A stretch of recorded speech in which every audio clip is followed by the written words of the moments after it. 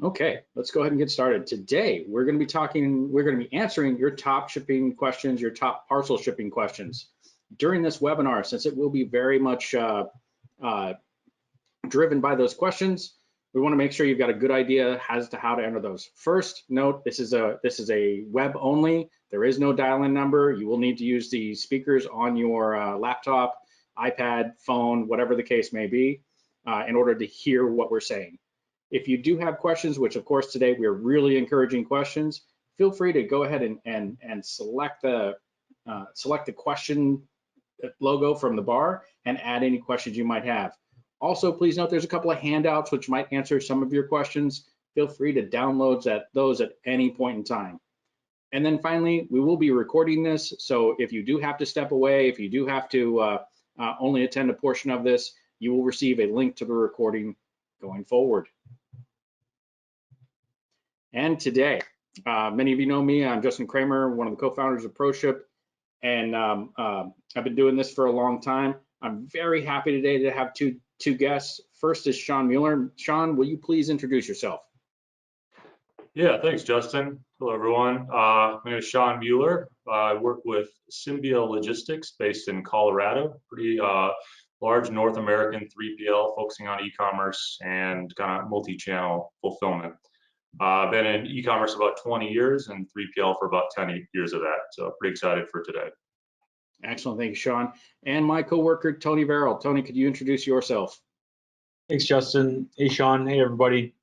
Tony Verrill, member of the sales solutions team. About 10 years experience here at ProShip, working with our enterprise shippers, new and current shippers using ProShip software. Looking forward to the conversation today. Thank you, Tony. And for those of you who've been watching our webinars for a while, you'll notice we have a slightly different format today. We're trying to do this more as a panel.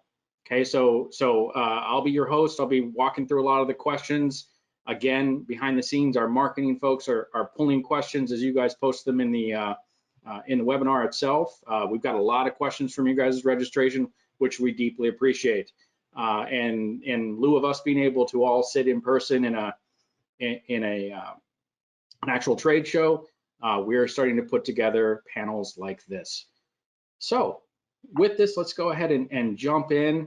We're going to go through a couple of different topics today: customer expectation, carriers, same-day delivery, omnichannel fulfillment, tech integration, and of course, there's going to be a lot of Q&A. I also want to mention, if you are a member of Clubhouse, at 2 o'clock Central, we will actually be opening a Clubhouse room where the three of us will be in there. We'll be answering, and basically, whether you consider it an after party or just a less formal way of answering questions, asking and answering questions, we look forward to that as well. So without any further ado, let's get to some of the agenda. So today, there's so much in managing customer expectations. You can see on the screen here a couple of stats that we pulled together. And really what we want to do is we want to look at how do we manage the rising customer expectations while maintaining shipping costs. So Sean, let me start with you. Could you, I know you've introduced yourself a little bit, but can you introduce, can you give us a little bit more about Symbia Logistics, what you do, such that our audience can understand and put in context your answers? Yeah, absolutely. So Symbia Logistics, traditional third-party logistics company. So, you know, in essence, we have about 150 clients throughout North America, and we're shipping products for them. So this could be direct to consumer, it could be direct to retail, doing quite a bit of value-added and kitting services throughout our network at every site, reverse logistics, and assisting with transportation. So really, at the end of the day, you know, a supply chain partner for small to very large companies, to keep it simple. And I think just real quick on this slide, Justin, you know, what's interesting in our world is, you know, we do deal with many industries: apparel, health and beauty, food and beverage. And, you know, last year was a year of chaos, right? And, you know, as you can see on a couple of these data points here, the ports are a mess, inbounds are a mess, right? Outbounds are very tricky right now. The carriers are very full, and trying to manage that whole thing is pretty complicated. So what we're seeing right now in the market is, to be frank, a lot of very confused shippers and a lot of stress and a lot going on. the end of the day, our job here is to try to help manage through that and be your partner to get through the noise. But yeah, it's an interesting time, and we'll touch on a few of these things today. But out of this, there's a ton of opportunity, is the way I look at it, and hopefully today we'll give you some tidbits on that. Excellent, excellent. Thank you for the introduction as well as the take on managing customer expectation. Tony, I know that you get asked a lot about shopping cart expectations and things of that nature. What are you seeing in the market nowadays when it comes to informing customers, especially given how COVID has destroyed many of the delivery times that we thought were going to happen in the past? What are you seeing when it comes to our customers or prospects in the market actually wanting to advise their customer or advise the end customer as to when they'll receive a package? Yeah, thanks, Justin. I think a lot of it comes down to just the flexibility of the operations, right? So being able to set the expectation in the shopping cart at order entry and being able to manage the ebbs and flows of operations until you actually can get that package out the door to the customer.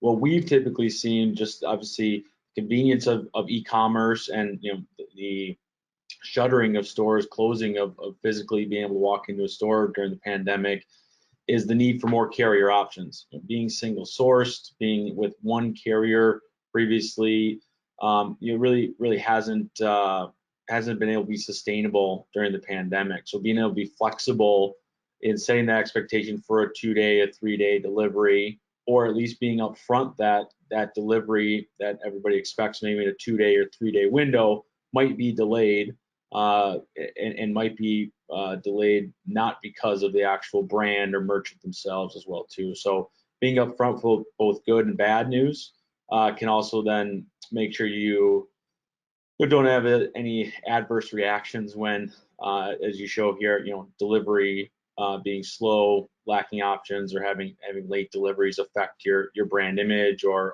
the expectation for on-time delivery. Excellent. And Justin, just to piggyback on that, I think what's interesting is, I think the visibility into what's actually happening was a big challenge in the last 12 months, right? This first line, deliveries arrived late.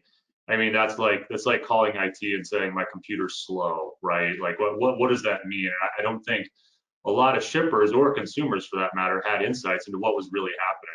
I'm really surprised today that I still talk to companies that think FedEx or USPS first class is a 2-day delivery service, right? Where if you're really looking at data, right, and seeing what's happening, it really helps you understand and communicate to your consumers, your internal team, just the whole supply chain. But I think that's a big thing now. Just lack of visibility seems to be a big issue, and we all know we want real-time data. But just to piggyback off Tony.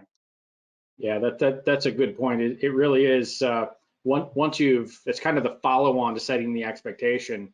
Is once you've set an expectation as a retailer, as a manufacturer, that you follow up with that. And if that expectation starts to change, whether it's due to natural disaster, which we saw for multiples of those happened before the pandemic, or as we're seeing right now, just overloaded lanes, where particular lanes we're seeing 4- and 5-day delays, especially with the post office.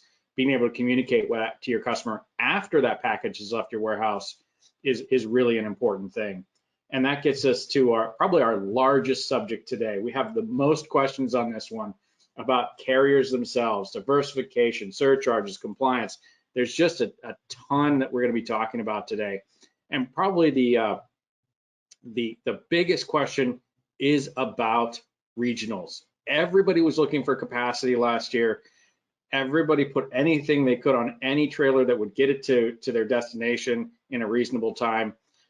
But let's go first and talk about what a lot of logistics managers are concerned about.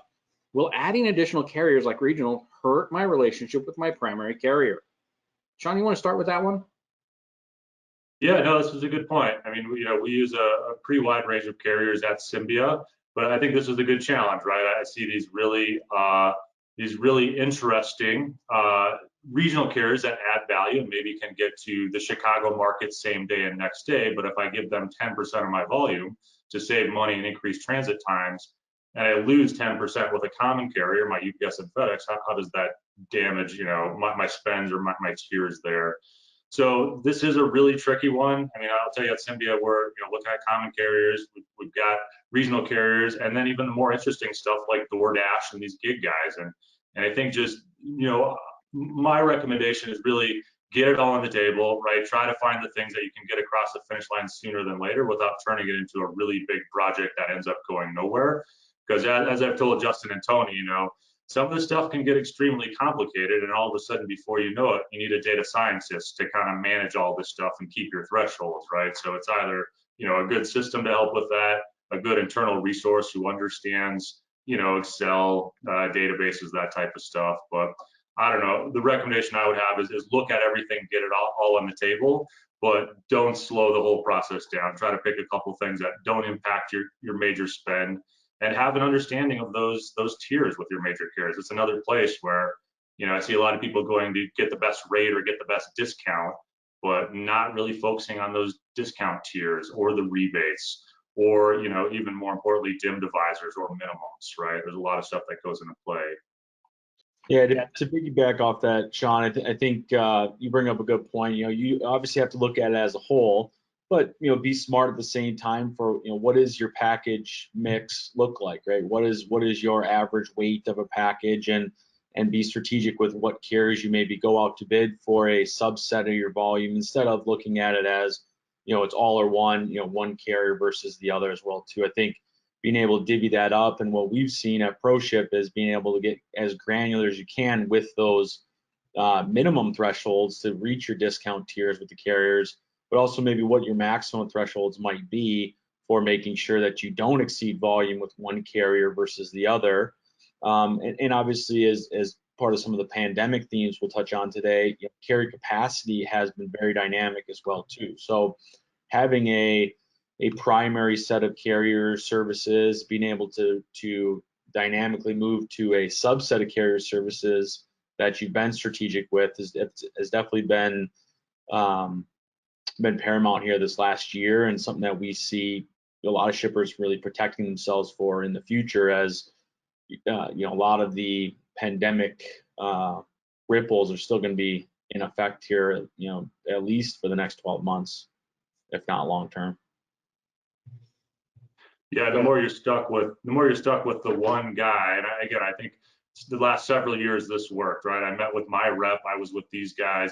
Now as they're up against capacity and probably not as interested in those meetings, to be frank, or negotiating, right? If you're stuck with them and don't have relationships with several other vendors, so I think start the relationship building process too. That's another one. Get on LinkedIn. Start, there's a couple great downloads here that I know Justin has, and outline some of the regional carriers, but just start pinging these guys on LinkedIn, start building the relationship, start having the discussion. Like Tony said, if you can pick a test project or a pilot project in a region, it's a great way to do it. Because I'll tell you, the other thing that we've seen is the regional carriers are hungry and they've got capacity and they're willing to sit down and have a discussion about rates and negotiate, where the common carriers maybe not so much, at least today. Yeah, back to setting the expectation, I'm sure a lot of those regional carriers that have seen people turning to them. I think the stat was close to about 20% of e-commerce volume going through regionals now, versus traditionally 4 or 5% of e-com volume going regionals instead of the majors. I mean, that huge glut of volume that just had to change in 6 months time, or even less, June to September, October last year. They'll be upfront with you as far as what they can take, and their networks are really kind of ever expanding, right? They're from a regional perspective always reinvesting in their network. So whether it's a conversation now that really just fact finding and discovery, getting to know each other, I mean, their network could change in 3-6 months and have added capacity or better service for what that niche of package you're looking at as well too. So that actually might dovetail in the next question, Justin, I think that you wanted to bring up was finding those resources for regional carriers. I do want to cover one other thing before we get there though, because the question is about should I, when should I? Many of you might have attended our post-peak review where you saw a slide like this one. That was a post-peak review with Mark Taylor of Invista.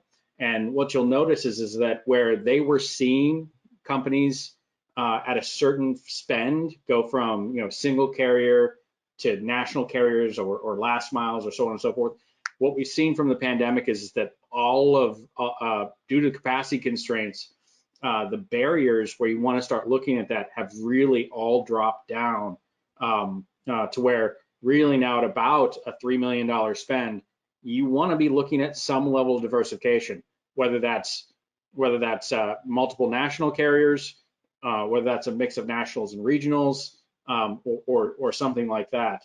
And then even the true multi-carrier, where you basically have contracts with every single carrier, even that has dropped down significantly lower than where it was to begin with. So let's, Tony, let's definitely jump back now, keep ourselves on track, and let's move towards how do we do this? How do we make this all in one system? And Tony, I'm gonna throw that to you. How, if I'm a logistics manager, or if let's say I'm the head of e-commerce and I now need to use, last mile carriers are probably going to start becoming big again for same day. I want to start using regionals. I want to start doing all these things. What's some steps I should take? So I think there's two parallel conversations needed, right? So obviously, to the earlier point, knowing the niche for your package types and knowing, the available carriers that may offer pickup or may be able to arrange like a line haul if you were going to use some type of line haul to a regional carrier. Knowing what options are out there from a business perspective would be the first. You said line haul, so we've got multiple questions on regionals and line hauls, and the slide that we've got up right now kind of shows the footprint real quick. So the idea is if you have warehouses that are in the gray areas on this map, there's not a regional to pick up. There's only the nationals. If you have a warehouse on the West Coast, you're obviously not going to get Speedy, OnTrack, or UDS or LaserShip to pick those up. So this is why you need to have a method of moving those goods from that warehouse, usually in a dedicated trailer, to actually inject. So Tony, with that line haul definition in place, let's keep going forward there. Yeah, so just figuring out the business side of the equation as far as what your total volume makeup is, what potential carriers could service your larger markets, or where you have majority of volume going, and then from a multi-carrier software perspective, I think what's critical. And this also ties into your WMS, ERP, order management capabilities, which I'm sure we'll touch base on here as far as the total software stack. But certainly then having a solution with the options, with the control to continuously evolve, right? So anybody that's been on the market looking at ProShip or other solutions out there, or even carrier provided technologies, there are limitations from one vendor to another that you should make yourself aware of. Right, you should have not necessarily a bake-off, but be able to have a deep knowledge as far as how adding a carrier, what is the process to add a new carrier service or carrier altogether with your current vendor makeup or your future vendor makeup, to know how flexible will I be in 6 months, how flexible will I be in a year if a carrier isn't supported today. And so that will, I guess, give yourself some runway ultimately with your current solution provider, with any future solution providers, to really know where you sit any given day, 6 months, 10 months out, in looking to add regional carriers. That'd be my suggestion, is at least similar with the conversation for regional carriers. Know the regional carriers, have that relationship, know the solution providers that could bring these carrier options to your business as well too. And I would just say, ask the regional carriers what their strengths and weaknesses are. I mean, every one of these, you look at a map and okay, they can deliver my package, but they all have a strength, right? This weight class, right? This type of product. So once you start to map all that out and look at that map that Justin just had up, and then all of a sudden the other advantages become, wow, you guys can do same day. Are you guys delivering on your own trucks? Oh, you are, right? This is your own fleet. Wow, that takes this whole capacity thing out for the other guys that are all handing off to USPS and these already kind of bloated systems, you know what I mean?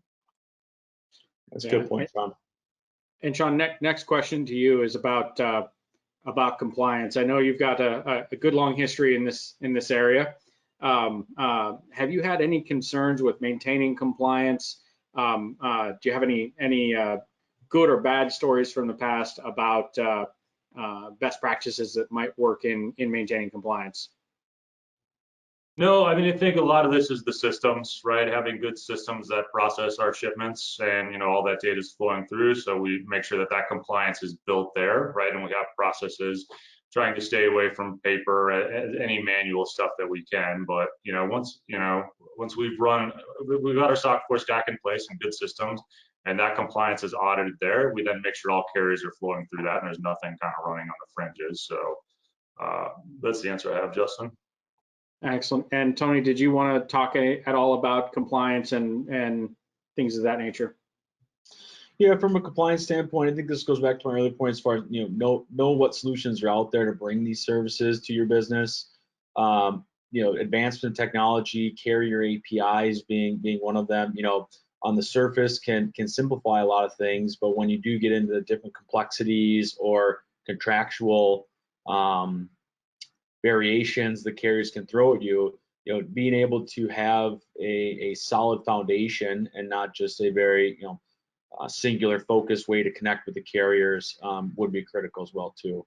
Obviously, connectivity with the carriers is one avenue, but then how up to date am I going to be then moving forward, right? So for whatever solution you do move forward with, and however they connect with the carriers, how are they updating different components of their software? Obviously carrier compliance being paramount, but then their entire software stack as well too, I think is important. And last year we saw a ton of updates, not the least of which was due to pandemic charges. These are all surcharges that didn't exist the year before. Some of them were just extensions of those, but there were a lot of surcharges that changed very frequently. So there was a lot of updating that had to occur. And so, Tony, you talked a little bit about understanding your vendor and what they can and can't do.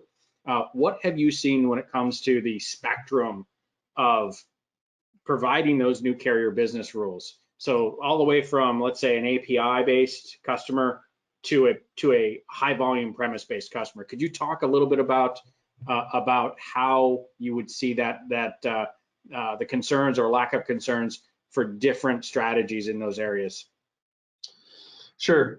I guess I'll pick kind of cloud versus on-premise as a good example to go to, right? Obviously, cloud software, you open up your browser, log into your client, and you're at the latest and greatest version out there. Certainly APIs allow customers to do that. They have their limitations from a speed, throughput, capacity standpoint. That especially if you're a high volume shipper that needs 5, 6, 7 different carriers for any one shipment, you could have some timing constraints from an API perspective.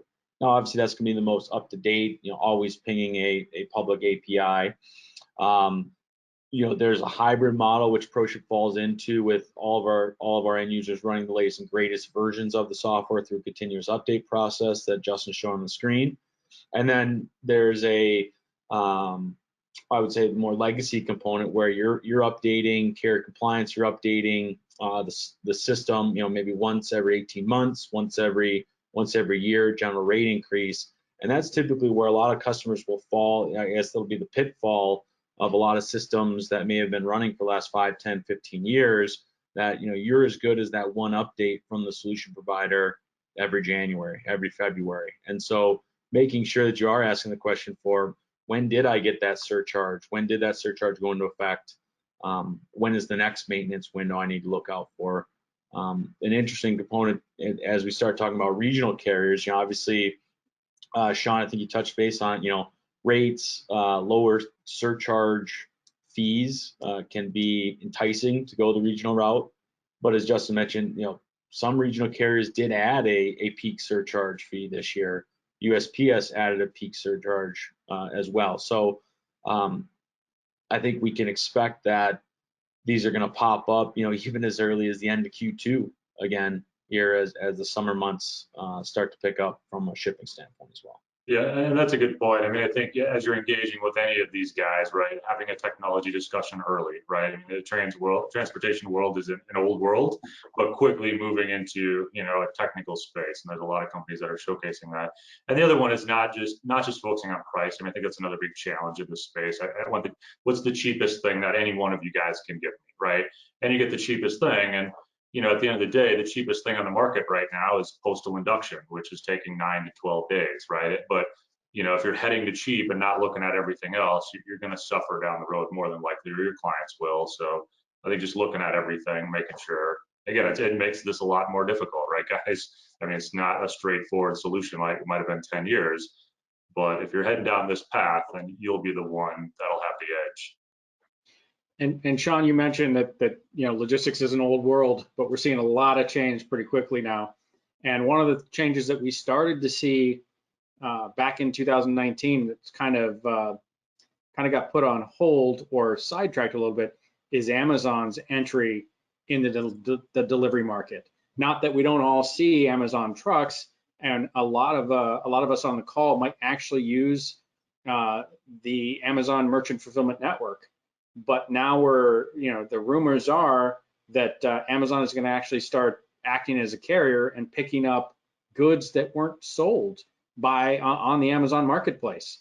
So could you stop for a second? Do you have any stop and talk about it all? Any experience with the existing merchant fulfilled network, and then give any color you might have towards this ever building indication that Amazon might be the fourth national carrier? Yeah, I mean, so at Symbia, many of our customers are doing all things Amazon, right? 1P, 2P, seller fulfilled prime, merchant fulfilled prime. So, that's there, and that's a noisy space right now. Amazon is figuring out who they want in their buildings, to be frank. So it's a little disruptive for a lot of shippers and maybe a lot of people on this call. I mean, I think to this point, the biggest disconnect that exists right now is, we all want it fast, right? I guarantee almost everyone on this call wants to order their package on Saturday and that it shows up on Sunday. And that's our base expectation. We're coming out of this pandemic, which has caused major labor challenges, and now there's capacity challenges. So to me, there's a disconnect there, right? We all want it faster and faster, yet we know there's challenges in the supply chain. But unfortunately, Amazon's going to keep driving. And before we know it, we're all going to want to order this thing today, and it's going to be here in an hour. And that's the base expectation. Unfortunately, it's not lining up with a disrupted supply chain. So I think, that's a challenge probably for most people watching this right now. Your consumers are confused, right? Your big retailers might be confused. So I think that will come into parity, my guess, in 2021. But I think, really back to the Amazon discussion, they've got the cash and they've got the capacity. So I do think that'll come, because they're going to drive this continued, heightened expectation we get stuff fast. And I think you're going to see a lot more regional carriers fill in. We don't know what the common carriers are going to end up doing, but I do see these guys starting to offer their services, because as I wait for some of my packages for 12 days, this truck pulls up on Sunday every day from Amazon. You know what I mean? So that's a little bit of the disconnect. Yeah, I think, Sean, what'll be interesting to your point there is, and this was another question from the group, as far as regional partnerships or super regional carriers that may look to combine.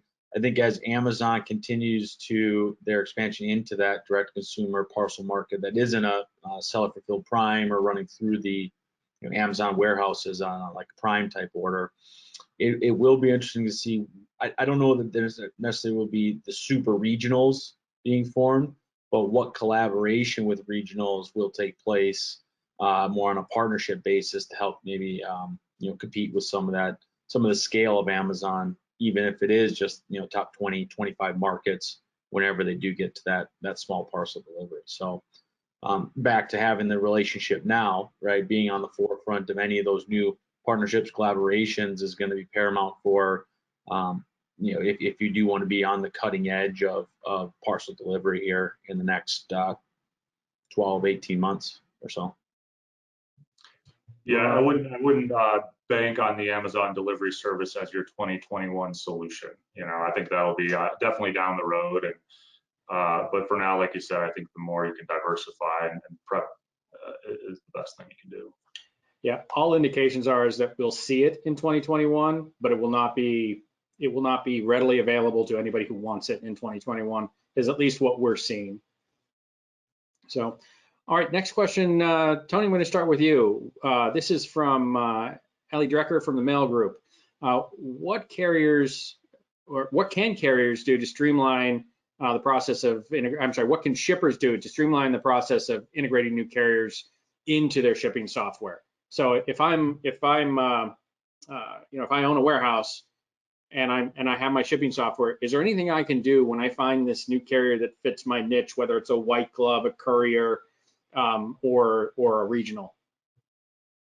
Yeah, absolutely. So I think it's, the easy answer is obviously a three-way conversation in some way or the other, as far as how to align together for success, right?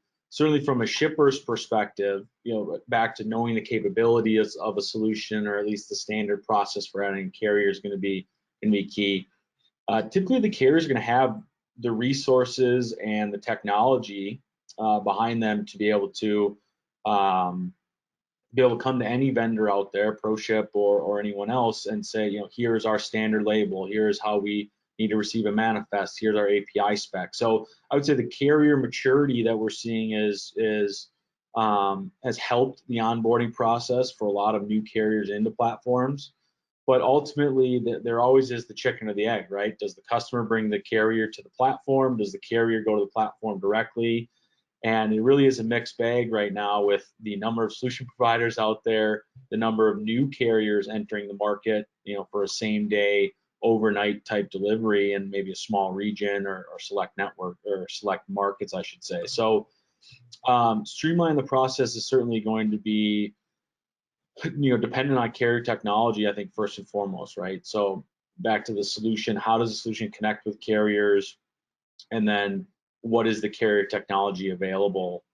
And then obviously tying into what is the actual specific service that you would be looking for from the carrier. Domestic versus international is going to have a lot different complexities or requirements around the conversation. So maybe starting small, and back to the earlier conversation, finding that niche, running that pilot will help you, kind of put your vendor, put your carriers through the paces, if you will, as far as being able to align quickly and have success, within a short amount of time. Excellent. And Sean, I'm going to come back to you, but we're going to move the subject along. We've as expected, we spent a lot of time on individual carriers. Let's narrow it down a little bit, and let's look at what we expect to be to come back with a vengeance. We know at the end of 2019, it was faster, cheaper, right? We knew that one of the few things that customers would pay for is same-day delivery. Could you talk a little bit about same-day delivery? And I'd love you to focus on, because this is really an area where I know here at ProShip side, we've been pitching this a lot, utilizing, and we'll talk about this in our next topic as well, in omnichannel fulfillment, but utilizing every inventory source you have available, and how that can really allow greater same-day delivery capability. And often that means leveraging third-party fulfillment locations in order to expand your area of delivery. Yeah, absolutely. Yeah, so look, I mean, I think in the peak holiday season last year, everyone, to be frank, expected things to be as normal, and they weren't. And right now we're in that space where they're figuring out things weren't normal, things aren't normal. How do I get through this? My stuff's stuck at the port. But to your point, I would say by fall, right, everyone's going to dust off a little bit. Amazon's going to continue to drive. We'll be at a same-day expectation. It's definitely coming later this year, early next year. We'll not only be back to where we were, but a step ahead of that. So I think this is an interesting discussion, because we have it with a lot of our clients. It's really being positioned in major markets is the best way to do this, right? That's where you're going to find a regional or some type of a gig economy, a DoorDash or something that can help you with this if you're getting creative. But looking at Chicago, New York City, LA, San Francisco, Austin, potentially. How do I get my product there? Where are my customers? Are they saturated in these markets? And then how do I get my inventory there, without having inventory in 20 locations? And now I have kind of an S&OP challenge, right? Or just an inventory management challenge. And again, I think a lot of shippers are coming off a disrupted if their product is coming in internationally. And right now the ports are still a mess. So, you know, getting product in 12 sites when I'm just trying to get my containers into the country, clearly a challenge. But I think that's what we've seen most successfully. Find out where your clients are concentrated. Typically that's going to be major markets. And, you know, what's the number one? Wow, most of my volume is going to Chicago. If I'm going to say that this is a major market, how do I get product in that market and hook up with a regional who can deliver same day? So that could be you figuring it out on your own. It could be you setting up a retail store. We're seeing a lot more of, you know, as everything shifted to digitally native brands, you're seeing radically successful digitally native brands setting up storefronts now in major markets for this whole omni-channel discussion. So it could be your own storefront, or, you know, like Justin mentioned, you could easily leverage a 3PL, and you know, they're going to have locations all throughout the country. You could take your hottest SKUs, a subset of the inventory, get some of that position close to that city center, and then either work with that 3PL on this whole transportation discussion we're having, or that can be driven by you. But, you know, 3PL is definitely the quickest, easiest way to get into a market. But bigger than that, my recommendation is where are your customers saturated by city? Pick the top two and really start there and pilot it that way. Okay, and Tony, let me throw a 3PL, I'm sorry, a same-day delivery question at you. Is there a carrier out there that can provide me coast to coast, a single carrier that can provide me coast to coast same-day delivery?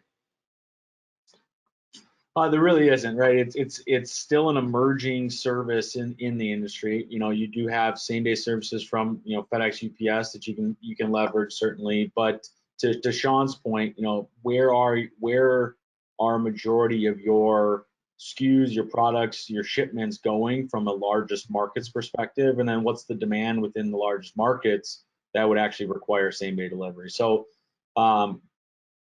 you know, my theory is that, you know, there still is a lot of evolution that needs to happen in the same-day delivery market.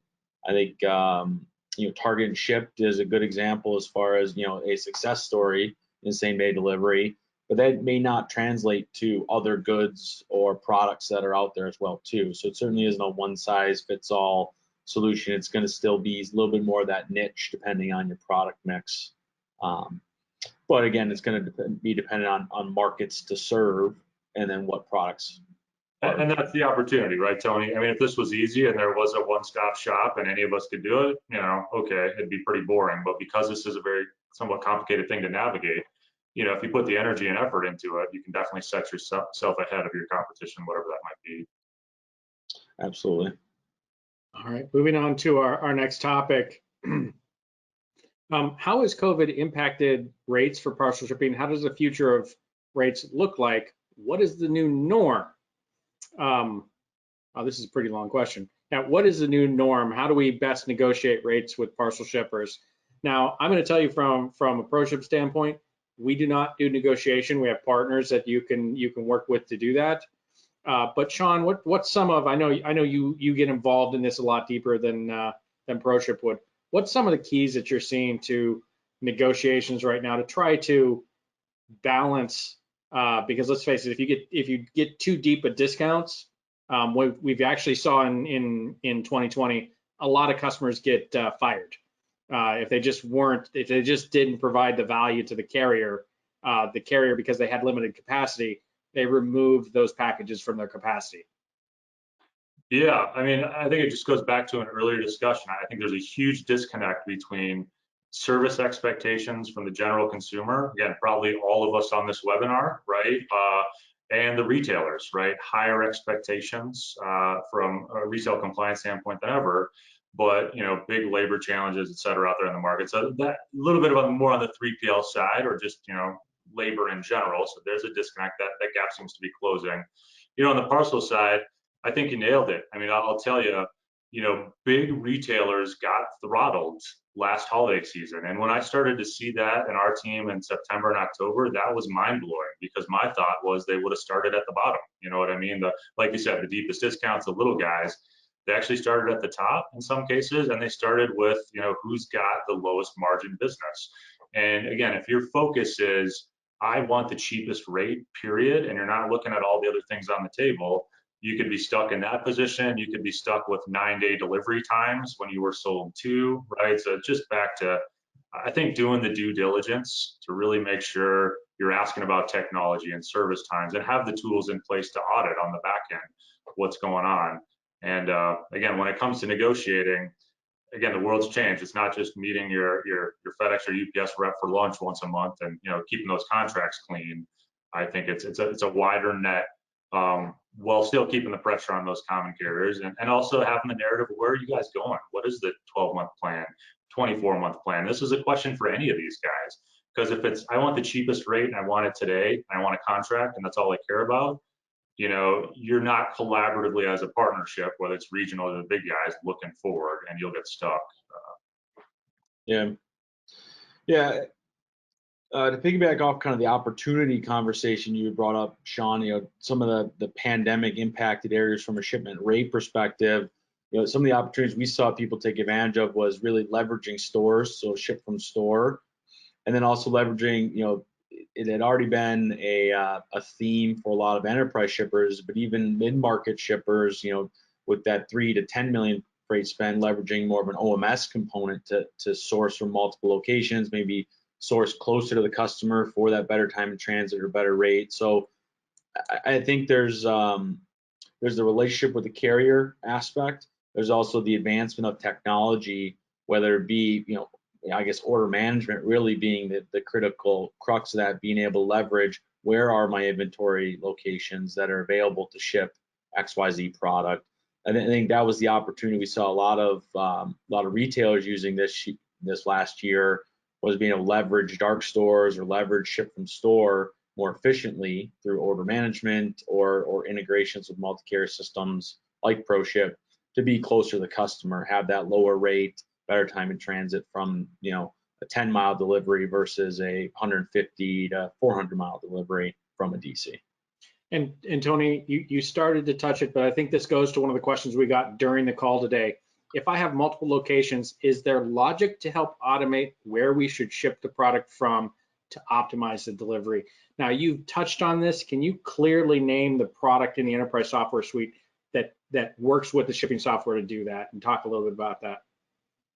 Yeah, so any distributed order management or better known OMS, order management system, and there's going to be variations out there with their own value props and niche for customer types and markets to serve. But really, from a ProShip perspective, being a multi-carrier execution standpoint, we're not going to know where all the inventory is. Traditionally, this has been a separate inventory source for stores, a separate inventory source for your 3PL providers and partners, and a separate inventory source to manage for your own DC, right? So we've seen the OMS be able to be the umbrella across all of your supply chain nodes to be able to say, I know my customer is in Chicago, as an example you used earlier, Sean, is my 3PL partner, my centrally located warehouse, or my ship from store location in downtown Chicago best for the Chicago suburbs, as an example. So the order management system we've really seen be the catalyst there in the order I guess routing process before you would actually dispatch for a shipment, specifically in that scenario, Justin. And I would just add that it's actually not as complicated as I think a lot of shippers think it is as onset. Oh man, I really got to build some logic to farm this out. The work is really the inventory management, right? Making sure inventory is placed in those markets, because OMSs are available. I mean, for us, for instance, we have an order management system, a warehouse, so that manages everything nationally. We have a warehouse management system at the warehouse level. We have a transportation management system, and then kind of a BI tool that's doing auditing and dashboarding behind that, right? But that OMS, it's really, is inventory available? Or where is the client? What location, by zip code, is inventory available? Are we split shipping? I mean, it really can be that simple. Some clients are doing that on the ERP side before it gets passed to the warehouse, and some are doing it on the warehouse side at the OMS level. But I just wanted to chime in that the setup and the logic really isn't that complicated. It's more the placement of inventory with the systems available today. And to totally go the opposite direction, to start, yes, having an OMS to start, it does a great job of pulling all the inventory sources together. Remember that inventory source could be in any of the things we've got up on the screen here, whether it's a 3PL, ship from store, manufacturer, Of course, you can drop ship directly from a manufacturer if it's that important of an item. But then we have seen some very complicated OMS strategies, which take into account when a product is going to be discount, why you might want to spend more on shipping to move that particular SKU from Florida and deliver it to Ohio at full price rather than waiting to mark it down next week. Having an OMS gives you a foundation to allow you to extend into that more complicated one, while making the simple things, which is just as simple as, hey, which of these inventory sources we have on the screen is closest for or is available for same day, and whether or not we're going to split the order. So the OMS, I think, is going to be the unsung hero, just like warehouse management systems were in the early 2000s, followed by shipping software. Now you're going to see the 2020s, the first part of that, be all about getting that good OMS logic. Yeah, that's a good point. And you can look at inbound product too, right? It's not available here, but I will have product coming in from a container from the port in 2 days. So let's pause and wait for that, all the way to, am I giving the customer decisions, right? If they want to pick up at a store or get it shipped. So, but that's the world we're heading into, absolutely. Yeah. And I want to piggyback off of what you mentioned, Sean, as far as you kind of ran through that technology stack. I'll probably ask you just to go into that technology stack that you guys run, maybe kind of go a little bit deeper as far as how it all intertwines together with how you manage your clients, and maybe could showcase some of Symbia's strengths in that area. But I did want to mention, you mentioned having a analytics tool separate from all of those technology stacks. I think that's really critical, a strong theme that we've seen from, as a best practice for large shippers, for complex shippers, to have that benchmarking, have that ability to go back and really check how you're doing, right? And have those, the analytics dashboards, if you will, at your disposal. I think, orchestrating all your technology together, but then having the backbone of the data to say, how did we actually do, is critical. There certainly are a lot of vendors that will commingle all that data throughout those platforms, and there should be reporting within each platform specifically. Kind of having that overall global view as well too, with an analytics provider, analytics suite, if that comes along with your ERP, WMS well too, I think is a critical piece. Even circling back to customer expectations, right? Visibility of, was my 2-day delivery met, right? And maybe if I'm lacking in the northern Midwest, maybe I need to look at what carrier services I can add to that, Wisconsin, Minnesota zone for my time in transit data as well. So I just want to piggyback off that. Yeah, so I think just on the software stack, we typically have 2 clients showing up. One is, I'm on Shopify, WooCommerce, straightforward e-commerce, and we need you to integrate, right? We want to send you orders, shipment confirmations back to the shipper, and an inventory sync. That one's pretty straightforward. More typical is an ERP that we're seeing these days, NetSuite's SAPs, where they're managing complex omni-channel. So that will connect to, and we, again, be shipping to retailers, e-commerce, orders down, shipment confirmations back, and inventory sync, managing all the transportation and communication on our side. And that's where it gets a lot more complicated, but that's typically what it will look like. Once we receive the orders into our OMS, we'll then pay our transportation management system, ProShip in this case, to do rate shopping, et cetera, grab the shipping labels and process it out the door. The auditing side of things, I don't think this is probably the most important piece of this discussion, because again, if I'm a shipper and I want the cheapest rates and I got a cheap rate, $3 per, but I didn't look at minimums or dim divisors or all these things, and now I have a contract and I'm shipping. If I'm not looking at what's actually happening and I'm getting hit with a $7.94 minimum every shipment because I didn't look at that, that's a miss.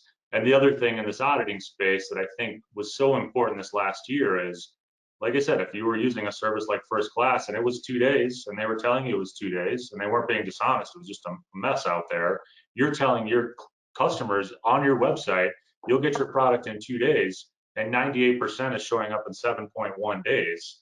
If you're not auditing that in real time using a tool, you're now looking around at yelling at everyone, right? What's going on here, guys? Because I said 2 days, right? when really, it should be 9 days or whatever that is. So having that ability to look at cost per pound, average zone, average days in transit, by carrier, by service, to really break all that down and make decisions in real time. Because I can't tell you how many people I've seen showing up with spreadsheets, right? And they say, okay, I got all my invoices into this pivot table and it's all chopped up, and I think it's 2.6 days. There's amazing software that does that, and being able to share that even with your clients is a big win. All right, guys, we're running out of time. I do want to make sure that everybody knows that an hour from now, 2 p.m. Central, we will be on Clubhouse. Yeah, with the after party. Any questions you've got, we might actually pull some questions here because we haven't been able to get to as many of them as we would like. However, there is one that's kind of near and dear to my heart. As a tech guy, I'm kind of all for green things. And this one goes out to either of you. Are you seeing more and more companies looking for carriers that have e-vehicles, whether they be battery electric vehicles or things of that nature? Are we seeing any demand in our circles for that greener delivery? I do want to say one thing. I do want to remind everybody that UPS has had a carbon neutral program that can be paid for on each package, and they've had that since at least 2005. But let me throw it out to either of you about the green vehicles, BEVs, or anything like that. Yeah, I'll start with this one. I think this to me is a lot like same day, right? Right now, I think a lot of people are struggling to get my container in, get my orders out, get it just, oh my gosh, can you just get the business done today because of what we're still going through with this pandemic? But that's the today. I think, keeping your eye on the same day and what's going to come later this fall, early next spring is important. Same thing with sustainability. This is really important to most of our clients, and it's really important to Symbia. This is a big month for us right now. But at the same time, that's the rub, right? Get it out, get it fast, get it cheap. But hey, we also want to make sure you're sustainable and doing all these things that a lot of times cost electric vehicles, right? There's an additional cost to that sometimes. So, not losing sight of all that stuff, because it is extremely important. It will be one of the primary drivers very soon, but we're still in this world of just get it out the door, right? So. Yeah, the glut of volume here didn't help those initiatives that for us to slow down and be more mindful of sustainable ways to get a package. But I think there's a lot of things you can do from certainly a packaging standpoint, certainly just efficiency gains within your workflow, within your warehouse that you can certainly look at. It might not be a carrier e-vehicle type sustainability play, but there's certainly things we can each enterprise, each business can do to chip in slowly from a sustainability play as well. Yeah, corrugated packaging is the biggest opportunity in this industry right now. You talk about waste and the wall of boxes behind Justin right now. That if someone can figure out dunnage or something in this space, there's no bigger carbon footprint reducer other than the transportation component. Yeah, absolutely. Just to sum a lot of this up, we've seen over the years, carriers have come off with the ability to offset each package for a fee. We've seen a lot of automated shipping container creation, so that you have to put the least amount of void space in there as possible, and the extra fill and things of that nature, ensuring that you can do more per liter of diesel used to move those goods. And of course, we are seeing the carriers, basically all of the carriers in some way, shape, or form start to leverage battery electric vehicles, hybrid vehicles, things of that nature. I will say though that there's not, from the shipment execution side, there's not a way to require that. So you can't say that this package must be delivered by a battery electric vehicle and this one can just go however. So this is definitely something that will be more at the contract level than at the shipment level for your packaging. Okay, and with that, we are at the top of the hour. I'd like to thank my guests, Sean Mueller and Tony Verrill today. Again, we will be back in just about an hour on Clubhouse for those of you with an iDevice that can join that. We look forward to answering any questions you have there. Any questions we didn't answer today, we will try to get back to a lot of those people. And feel free to go to either of our websites to ask additional questions. with that, thank you very much, everybody, and have a good day. Thanks, guys.